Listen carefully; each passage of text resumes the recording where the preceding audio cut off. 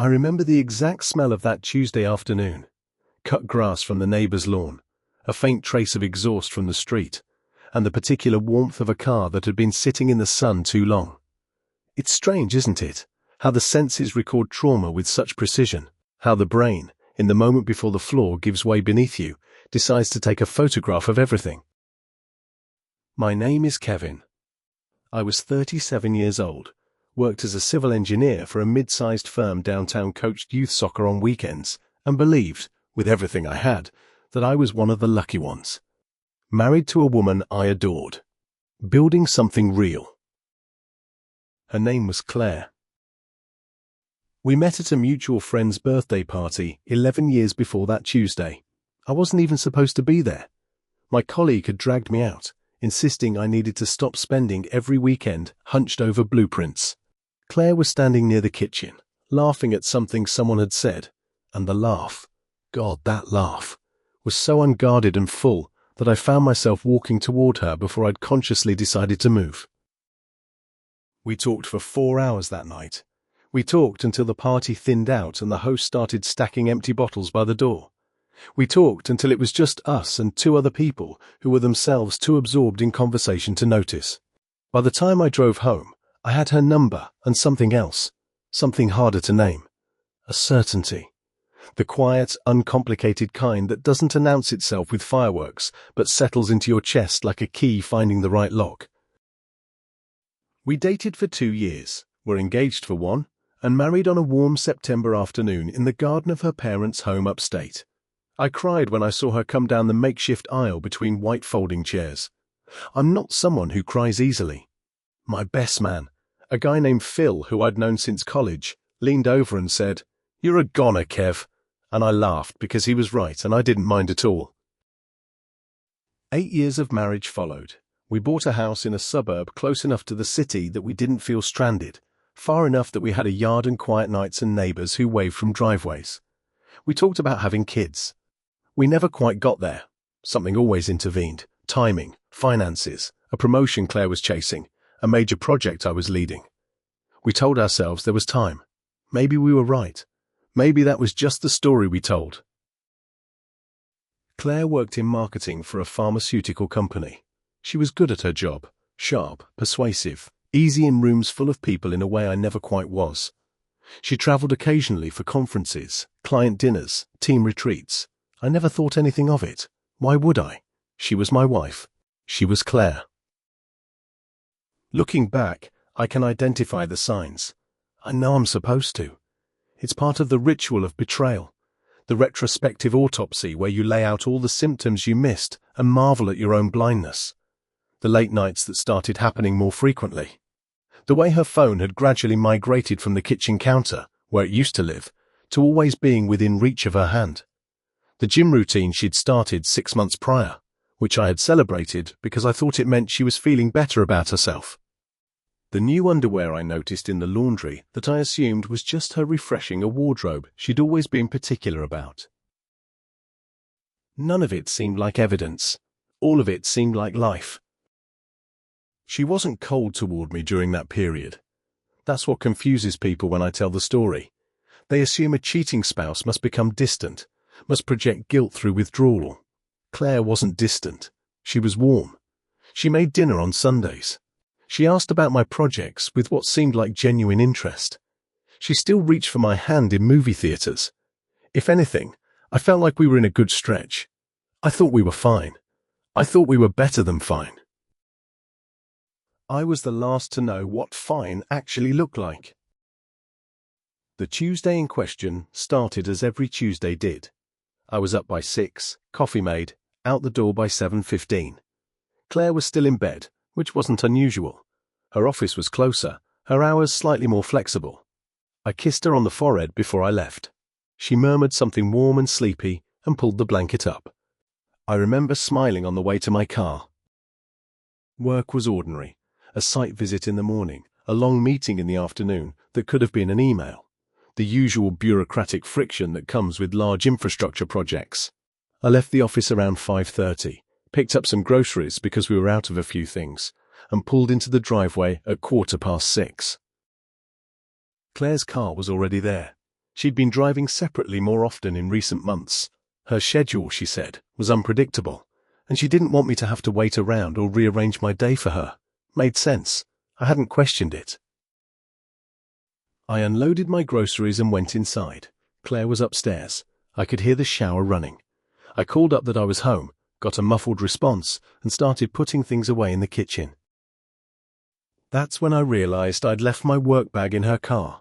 We'd taken hers the previous weekend to visit her sister, and I'd transferred a few things over and apparently left my bag in the back seat. I needed my laptop. I had a report to finish that evening. I grabbed her keys from the hook by the door. The car smelled like her perfume, the one she'd been wearing for the past year or so. A change from what she used to wear. She said she'd wanted something different, something that felt more like her. I hadn't thought anything of it at the time. My bag was on the back seat, right where I must have left it.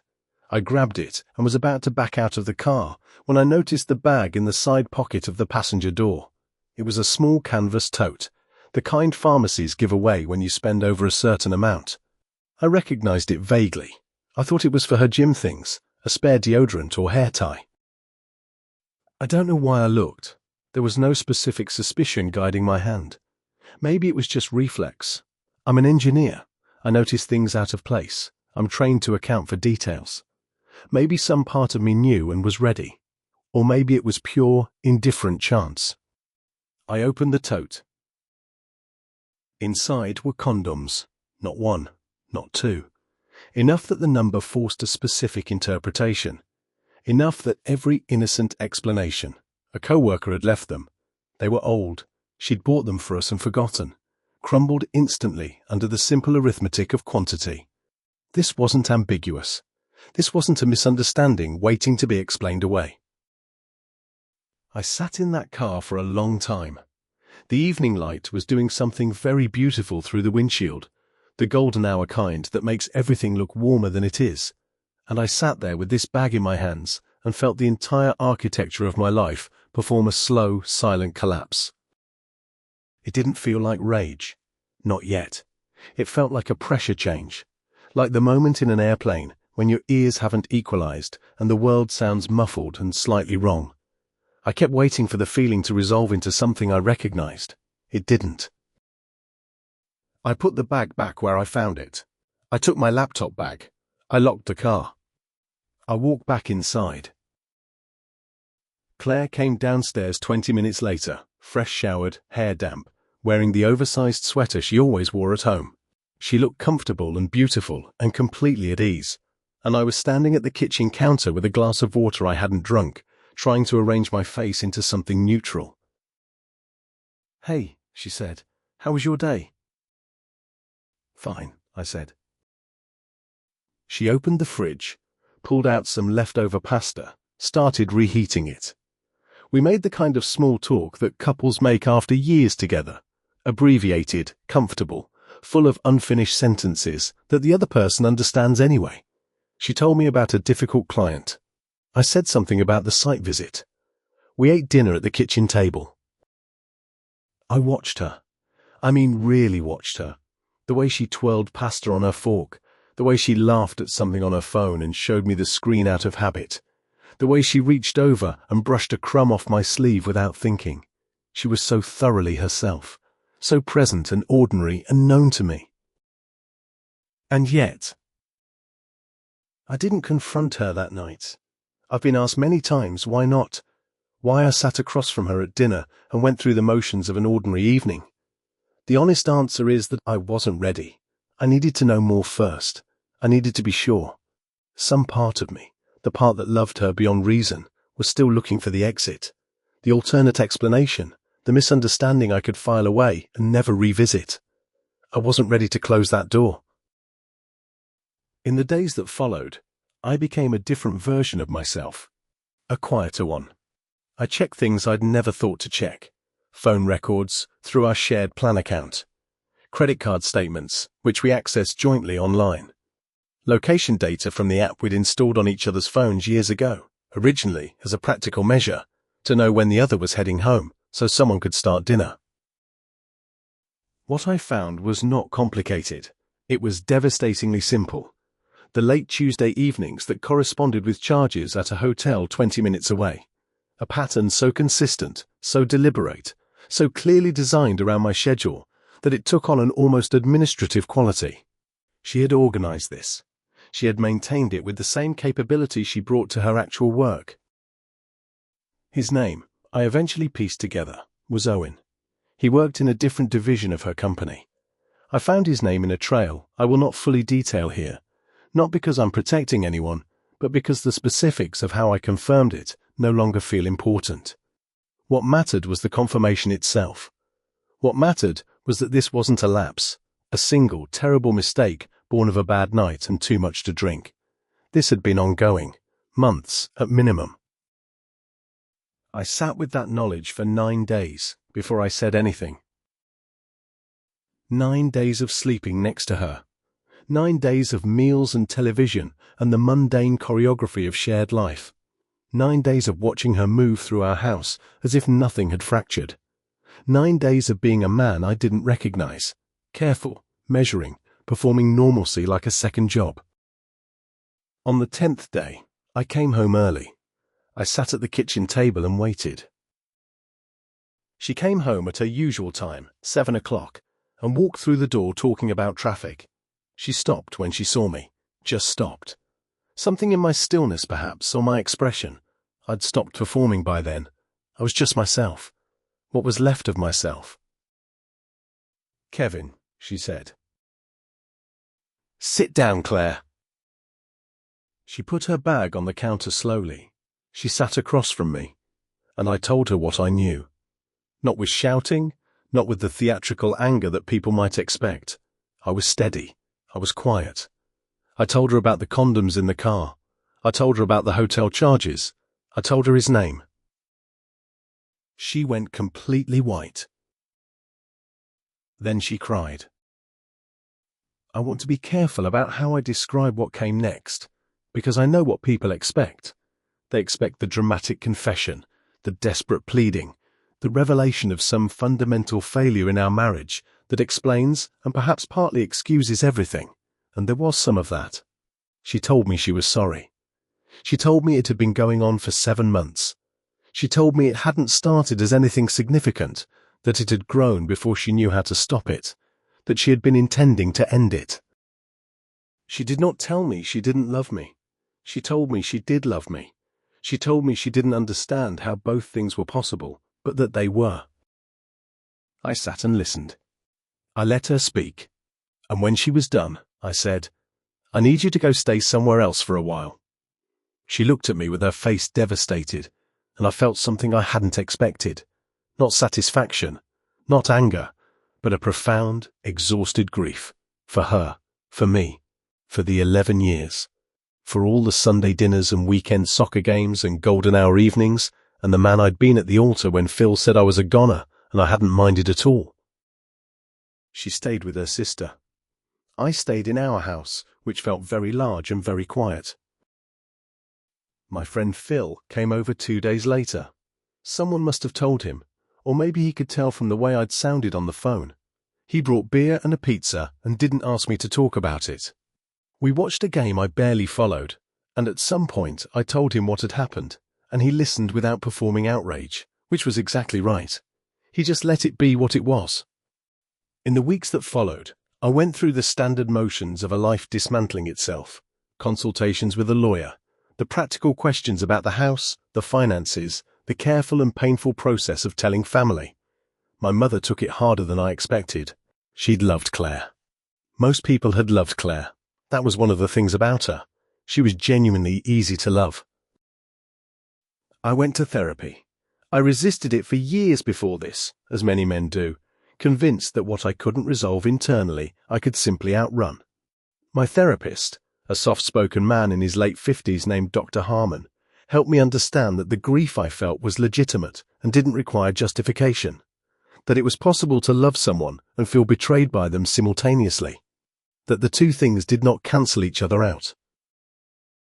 What I struggled with most wasn't the anger. Anger, I found, was relatively easy to locate and process. What I struggled with was the retroactive uncertainty, The way her betrayal reached backward through time and touched things I had believed were real. Had she been thinking about him at the Sunday dinners? During the trips we took, the conversations we had, the ordinary mornings that I had experienced as simply ours. Where was she, really? Which memories were intact, and which were performances? Dr. Harmon told me that this kind of retroactive revision was one of the most destabilizing aspects of infidelity, that the mind goes back to audit everything, that this is natural, but also, ultimately, unresolvable, because the past cannot be re-experienced with new information. He told me I had to find a way to let the memories be what they were, without retroactively poisoning all of them. That's harder than it sounds. Claire reached out several times in the months that followed. She wanted to talk, she said. She wanted me to understand, she said.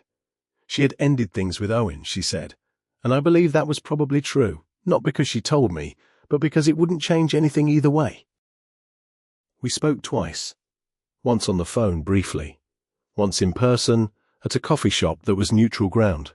She was thinner. She looked like she hadn't been sleeping. She told me she was in therapy too.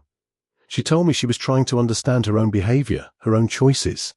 She asked me if there was any possibility of working through it together. I sat with that question for a long time before I answered. I want to be honest here, because I think honesty is the only thing left worth offering. There was a part of me, small but real, that considered it.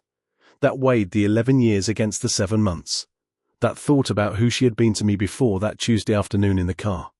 That wondered whether two people who had genuinely loved each other could find their way through something this deep. I considered it, and then I said no.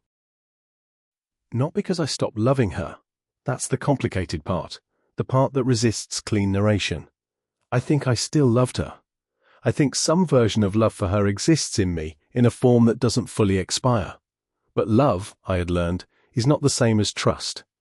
And trust, once broken in the specific way she had broken it, slowly, deliberately, repeatedly, while looking me in the eyes over dinner and reaching for my hand in movie theaters, I didn't know if I had the constitution to rebuild that. I didn't know if I wanted to spend years of my life attempting to recover something that might never fully recover. I chose to grieve what we had rather than attempt to reconstruct it. Some people will understand that choice, some won't. The divorce was finalized 11 months after that Tuesday. It was as uncomplicated as these things get. No children, a house we agreed to sell and split, finances that had been kept somewhat separate by habit if not intention. We signed the paperwork on a rainy afternoon in March, in a lawyer's office with a view of the parking garage next door. Claire cried in the elevator afterward. I stood beside her and felt something I still don't have the right word for. I sold some furniture. I moved to an apartment closer to the city. I started cooking for myself again, which I hadn't done in years. Claire had always been the better cook. I started running, which I'd never particularly enjoyed, but found useful for processing things that didn't want to be processed any other way. Phil dragged me out again, much as his predecessor had 11 years before. I went to parties I didn't particularly want to attend. I was bad company for a while, then slowly less bad. I'm 40 now, 3 years out. I want to be careful not to package this into too neat a resolution. The story where the man loses the marriage and eventually finds himself wiser and quietly grateful for the pain. Life doesn't usually cooperate with that kind of shape. What I can say honestly is that I'm different. Some of the difference is loss. I am more guarded than I was, more careful with what I trust and when. Some of it is clarity. I understand now that I am capable of surviving things I thought would destroy me. That grief is survivable. That the floor giving way doesn't mean you fall forever. I think about Claire less often than I used to. When I do, it's with something more complicated than bitterness, something closer to sorrow. For the marriage we had that was real, even as another version of it was being quietly hollowed out. For the person she was to me on our wedding day, whatever came later. For the difficulty of being human, which is really the difficulty of being both the person who loves and the person who, on certain Tuesdays, reaches for the wrong thing. I don't know what she's doing now. I've heard she moved to a different city. I hope she found what she was looking for, or at least understood what she was looking for, which might be the more important thing. I still coach soccer on weekends. The kids are different every season. New names to learn, new anxious parents on the sideline. But the work of it is the same. Teaching small people to trust each other, to move together, to believe that the person in the same jersey will be where they're supposed to be. It's not lost on me that I find that meaningful now. Maybe that's enough of a resolution. Not healing, exactly. I distrust that word. Its implication of returning to an original state. More like continuance. The decision, made fresh each morning, to remain open to the world, even after the world has demonstrated exactly how open you were before, and what that cost you. The keys are still on a hook by my door. The car is mine alone now. I try not to think too much about what I might find if I looked. I try to believe there's nothing there.